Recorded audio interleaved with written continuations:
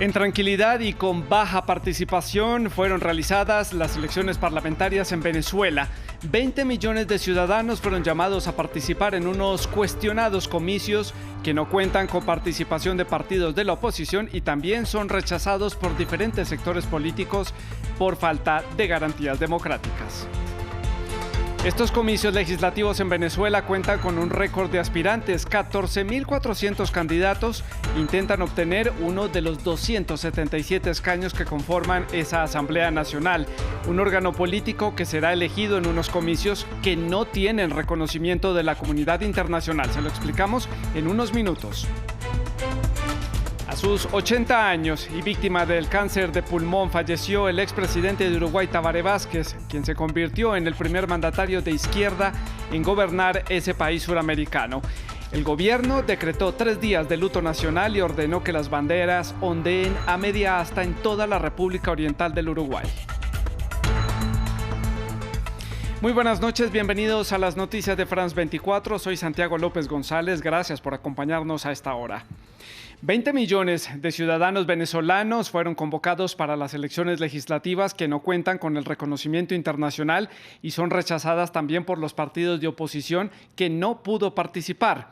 La jornada contó con una reducida participación ciudadana y sin alteraciones en el orden público.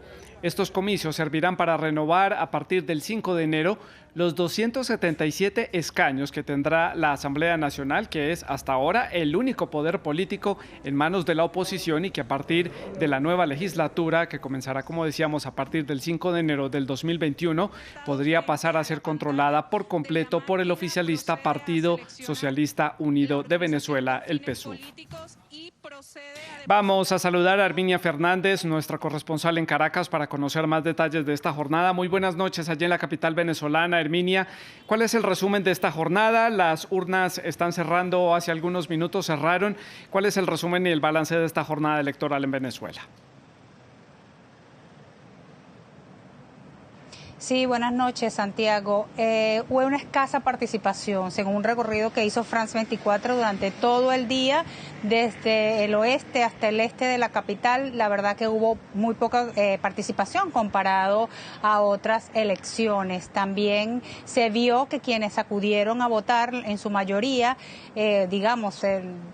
casi el total de los que salieron a votar, iban a votar por el partido de gobierno y sus aliados. El Consejo Nacional Electoral extendió el cierre de urnas por 1 hora más e insistió a las autoridades y a los miembros de mesa que no pueden cerrar hasta que no haya el último votante. Mientras esto ocurre, el partido del gobierno, lo que es su campaña, la parte de la campaña electoral, está insistiendo por los medios de comunicación, llamando a sus seguidores que salgan a votar todavía, que tienen tiempo, para que hagan lo que ellos llaman el remate perfecto. Herminia, ya como lo habíamos dicho, los partidos de la oposición no tuvieron participación en estos comicios legislativos. Prácticamente los candidatos que hay representan algunas fuerzas del chavismo, unos más cercanos a Nicolás Maduro, otros no tanto. ¿Cómo estará entonces conformada esta posible nueva Asamblea Nacional y pues cómo será entonces el escenario político con ese triunfo del chavismo en este órgano legislativo? Sí, hoy se están eligiendo 277 escaños, anteriormente eran 167, son 111 más. Esto lo decidió el Consejo Nacional Electoral diciendo que había crecido la población y que había que hacerlo. Los analistas estiman que por la extensión que se vaya a dar el día de hoy, que calculan que esté por el 70%, el chavismo y sus aliados se apoderarían de unos 215 escaños, lo cual significaría, de estos 277, lo cual significaría que obtendrían una mayoría absoluta. Nicolás Maduro llamó a todo su personal o a todas las personas más cercanas a él para que se lanzaran a candidatos, entre esos su esposa, su hijo, también 8 ministros renunciaron para ir como candidatos del Partido Socialista Unido de Venezuela, también de diputados que eran de la Asamblea Nacional Constituyente. Todo esto en pro de poder lograr el máximo poder y retomar de nuevo la Asamblea Nacional. Herminia, también lo mencionábamos, la comunidad internacional ya dijo que no va a reconocer estos comicios. Organismos como por ejemplo la Unión Europea han sido enfáticos en no reconocer este proceso por carecer de garantías democráticas. Esto entonces en la práctica, ¿en qué se traduce? ¿Qué medidas pueden verse reflejadas en la práctica y cuál será el papel entonces que tendrá Juan Guaidó, que es el presidente de la Asamblea Nacional que termina la legislatura y también es el presidente de Venezuela reconocido por 50 países a nivel mundial? Sí, como ya lo dijiste de antemano, ya la Unión Europea, Estados Unidos dijeron que no lo van a reconocer. La Unión Europea de hecho pidió que se suspendieran o que por lo menos se hicieran una fecha más adelantada, pero el gobierno de Nicolás Maduro no lo aceptó. Hoy el expresidente español Rodríguez Zapatero señalaba en los medios de comunicación venezolanos, le decía a la Unión Europea y a Estados Unidos y al resto de la comunidad internacional que tenían apoyar a estas elecciones, y les decía que era apoyar al pueblo venezolano. Esto va a pasar lo mismo que en el 2018, que la comunidad internacional no apoyó a Nicolás Maduro como presidente, y va a pasar lo mismo con esta Asamblea Nacional. Es la segunda vez que la comunidad internacional rechaza un proceso electoral en Venezuela. Herminia, muchas gracias por este completo reporte desde Caracas y estaremos atentos al conteo de los votos que debe comenzar en las próximas horas allí en Venezuela. Mientras tanto, vamos a informarles sobre otros hechos destacados del día. Falleció a sus 80 años, víctima de cáncer de pulmón, el expresidente de la República Oriental del Uruguay, Tabaré Vázquez, quien fuera líder del partido Frente Amplio. Vázquez, destacado político en su país, era médico oncólogo de profesión y se convirtió en 2004 en el primer presidente de un partido de izquierda en gobernar en Uruguay. El gobierno decretó 3 días de luto nacional y también ordenó que todas las banderas, incluidas las que están en las instituciones públicas uruguayas, ondeen a media asta. Festejen, uruguayos, festejen, que la victoria es de ustedes. En octubre de 2004, Tabaré Vázquez consiguió su primera victoria en las elecciones presidenciales y se dirigía de esta forma a la multitud que lo ovacionaba en Montevideo. Con su victoria, la izquierda llegó por primera vez al poder en la historia de Uruguay. En 2015, Vázquez alcanzaría de nuevo la presidencia del país.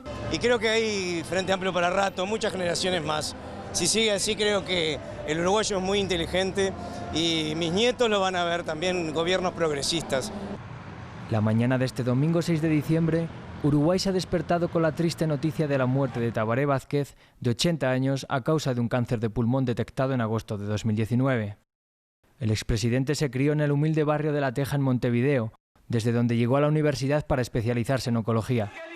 En 1989 ganó las elecciones a la Intendencia de Montevideo y se convirtió en el primer gobernante de la historia de la coalición de izquierda Frente Amplio. Con profundo dolor comunicamos el fallecimiento de nuestro presidente de honor, Tabaré Vázquez. Su ejemplo de integridad política y compromiso inquebrantable con nuestro país y la gente nos impulsará a continuar su legado. Tras 2004, su presidencia estuvo marcada por su preocupación por la salud y la lucha contra la industria tabacalera. En el recuerdo queda el litigio con la poderosa multinacional Philip Morris. Su veto en 2008 a la despenalización del aborto y el célebre caso del exmilitar José Gavazzo de presunto ocultamiento de violaciones a los derechos humanos durante la dictadura de 1973 a 1985 quedan como principal sombra de sus 2 mandatos presidenciales. Además de la política, sus 2 grandes pasiones fueron el fútbol y la medicina, y será recordado como el político que llevó a la izquierda al poder por primera vez en la pequeña nación suramericana.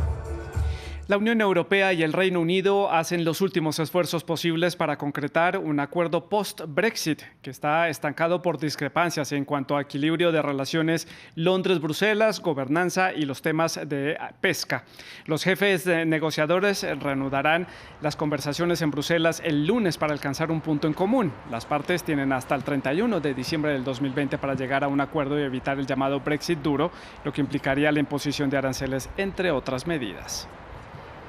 Y para el cierre les mostramos estas imágenes del cohete Falcon 9 de la compañía aeroespacial privada SpaceX, que fue lanzado este domingo para llevar una cápsula con provisiones para el equipo científico que está en la Estación Espacial Internacional. El cohete fue lanzado desde el Centro Espacial Kennedy de la NASA en Cabo Cañaveral, en Florida, y a esta hora mantiene su rumbo sin contratiempo hacia la Estación Espacial Internacional. Con estas imágenes los dejamos aquí en el informativo de France 24.